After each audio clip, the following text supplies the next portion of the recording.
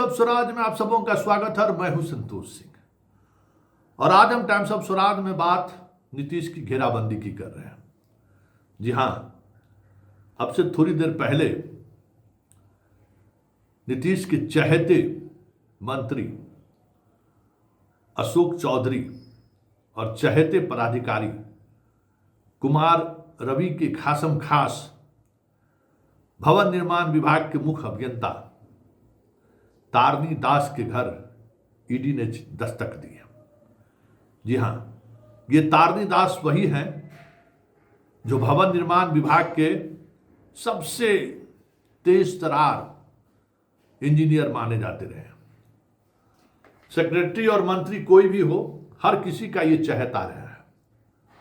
तो आप समझ सकते हैं कि चहेते का मतलब क्या हो सकता है। वैसे चीफ इंजीनियर अशोक चौधरी ने ही इन्हें बनाया था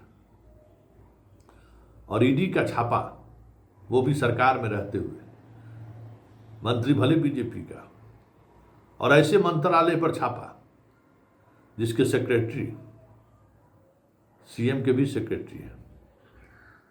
हालांकि मंत्री अशोक चौधरी अब नहीं है, लेकिन सेक्रेटरी वही है। तो फिर इस छापा का मतलब क्या है? इस रिश्ते में छापेमारी का मतलब क्या है? सरकार में साथ, गठबंधन में साथ, केंद्र की सरकार जिनके सांसदों पर टिकी हुई है, जिनके सांसद के सहारे केंद्र की सरकार चल रही है। कल रात में भोज होता है, सारे सांसद वहां भोज का लुत्फ उठाते हैं। अभी सुबह नींद भी नहीं खुली होगी उन सांसदों की, और उनके व्हाट्सएप पर यह मैसेज पहुंच गया कि ईडी ने बिहार में दस्तक दे दी। क्या कहलाता है ये रिश्ता? कल थे ना संजय जायसवाल के घर पे तमाम बहुत ही अच्छे बैनर के साथ जेपी नड्डा, जीतन राम मांझी, सब लोग मौजूद थे। चिराग पासवान, संजय झा, सब लोग मौजूद थे। जदयू के सारे सांसद मौजूद थे और उस मौजूदगी में भोज का आयोजन हो रहा था।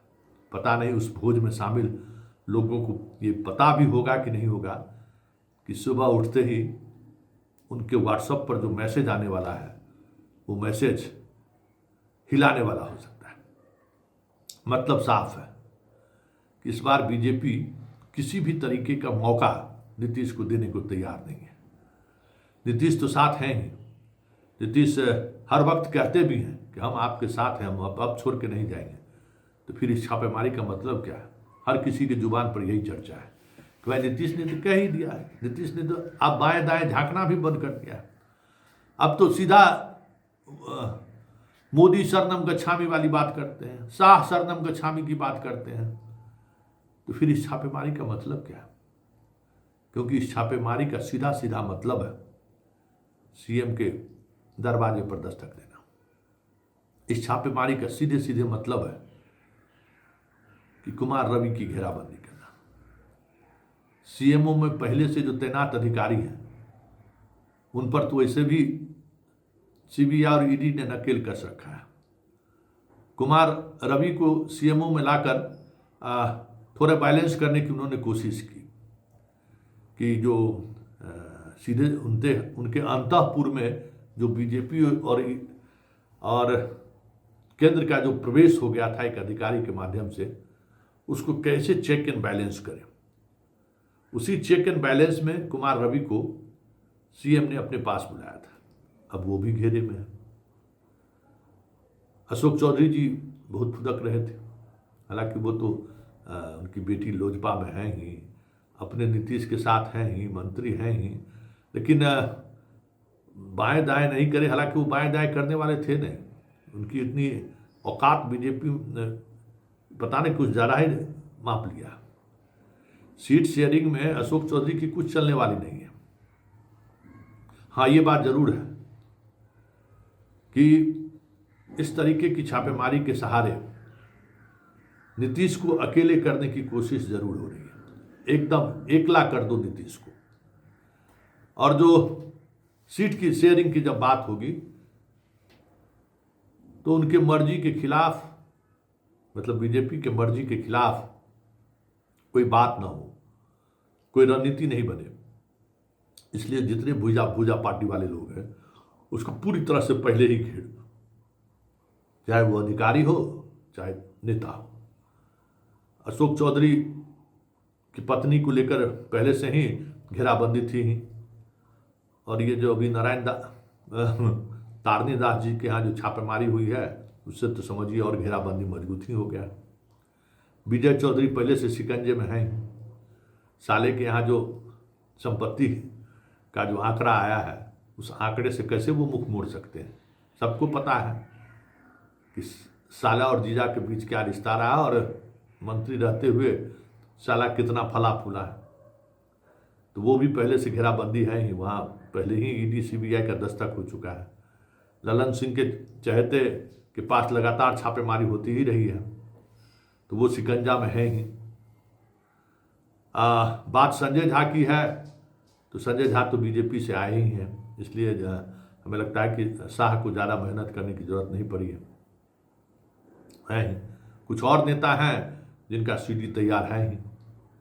मतलब नीतीश कुमार के आसपास या आजू बाजू में रहने वाले तमाम अधिकारी, तमाम नेता पूरी तौर पर ईडी सीबीआई और आईबी के कंट्रोल में है। मतलब इस तीनों एजेंसी ने इस तरीके से घेर रखा है कि नीतीश कुमार के लिए बाएं और दाएं घूमना कितना मुश्किल होगा, इन चीज़ों से समझा जा सकता है। तो ये तारनी जी के यहाँ छापेमारी उसी की एक कड़ी माना जाता है।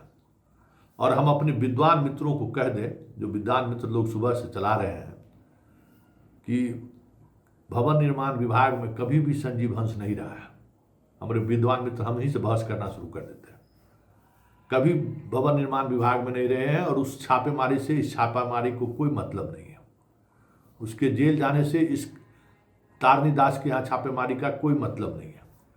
तारनी दास के यहाँ छापेमारी पूरी तौर पर एक नए केस को आगे बढ़ाने की रणनीति का हिस्सा है, और वो हिस्सा है भवन निर्माण विभाग, जिस भवन निर्माण विभाग में करोड़ का बजट नीतीश के शासनकाल में है। शुरू से समझ जाइए, शुरुआती दौर से 2005 से लेकर आज तक भवन निर्माण विभाग किसी दूसरे के हाथ में नहीं रहा है, जदयू कोटे का ही रहा है।